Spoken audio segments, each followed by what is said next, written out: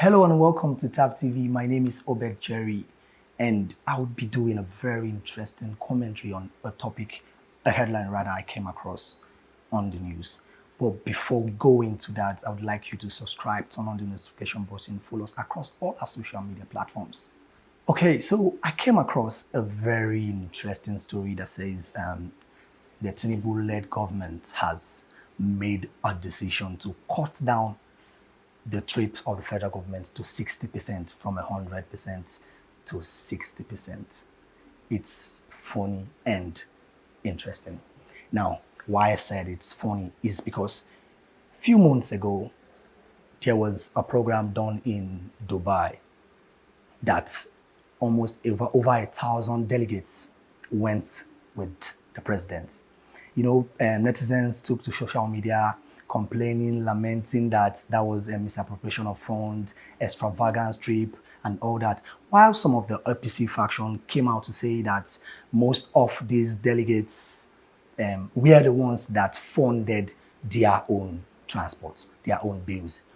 In as much as they didn't agree that it was a misplacement or misuse of funds for trip, now they are coming to say, okay, we have agreed to beat it down to 60% rather.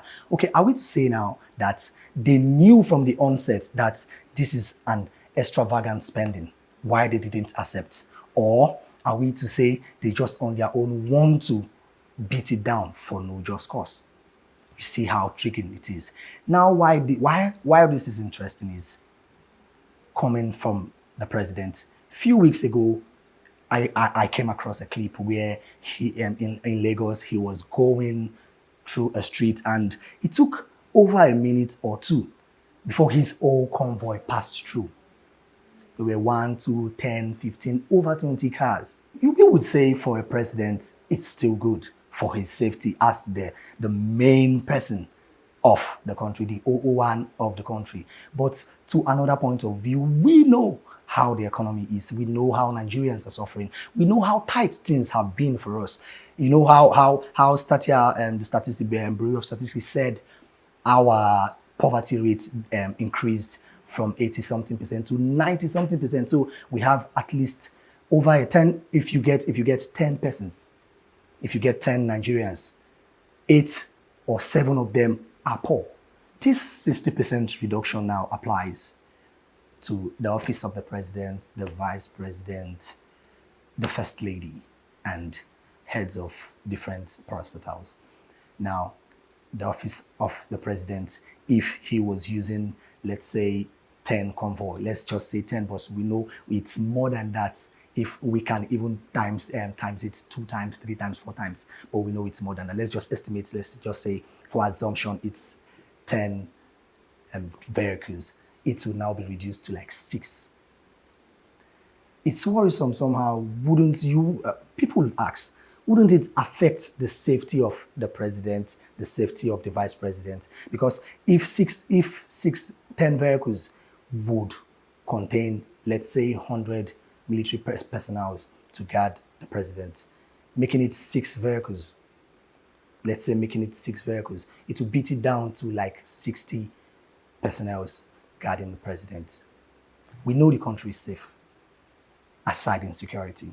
We average Nigerians do not just revolt against our leaders, except when when the person, let me not mention him, when the person knows he or she is guilty in one way or the other. Because in other countries, even in African countries, our neighboring countries, their presidents move in lesser convoys. Okay, something that baffles a question that comes to my mind. Now let's see it from this angle. It has been reduced to 60%. What happens to that 40? Where is that revenue? Where is that money channeled to? Would it yield any outcome or would it be siphoned? We know how corrupt the country is. It is no news. Everybody knows how corrupt. The average Nigerian, it's not even the government. The average Nigerian wants to, when they get into power, want to eat from the coffers. And it's my turn, let me get rich quick syndrome. They want to get rich, they want to attain wealth. Okay, if this 40% that has been removed, where would it be channeled to? A question to ask. Would it be channeled to education, Would it be channeled to some other things? Now let's deviate a little bit. Let's look into the minister, the ex-minister rather, Betta Edu, that was arraigned for 585 million naira siphoning of cash. First question, who appointed her? A question to ask. What qualifications does she have? What experience does she have? These are the things that needed to be asked. You see why I say every corner of the country is infiltrated with corruption.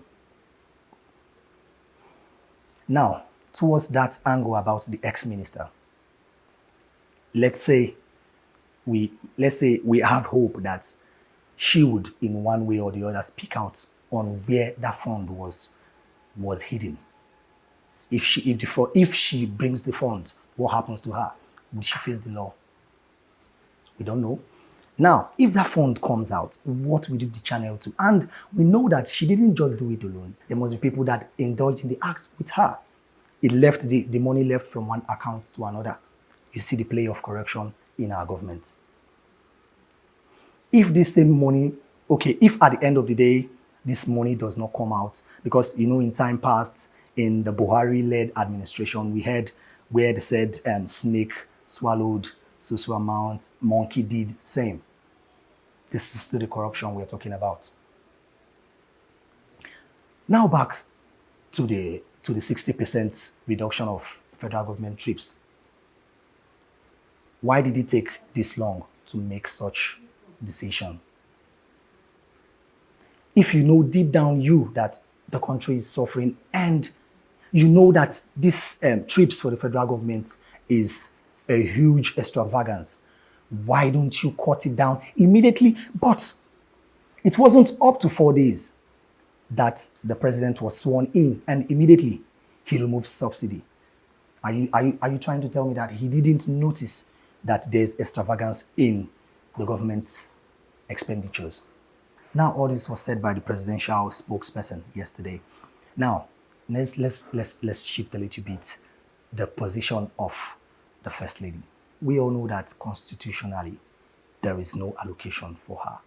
We all know that on normal sane climax, she's supposed to foot her bills, her expenditures, and every other thing as regards the First Lady from the office of the president. But no, the country, Nigeria, makes an unwritten, I would call it an unwritten constitutional plan set aside to favor both the First Lady of the country and First Ladies of different states. Now, if we check almost allowances that some ministers and other members of houses of assemblies, that is almost equivalent to what the First Lady earns. I was thinking that while this 60% is being implemented, why don't they scrap out the expenditures that goes to the position of the First Lady? If she wants to benefit, she should benefit from the pockets of husband. It's a family thing. Why bring the family pattern to govern the whole country? To crown it all up, the last question that comes triggering in my mind is, let's say the Tinubu-led administration implements this in good faith, and we keep it running for the next few years till his tenure comes to end. How sure are we that the coming administration would still implement it?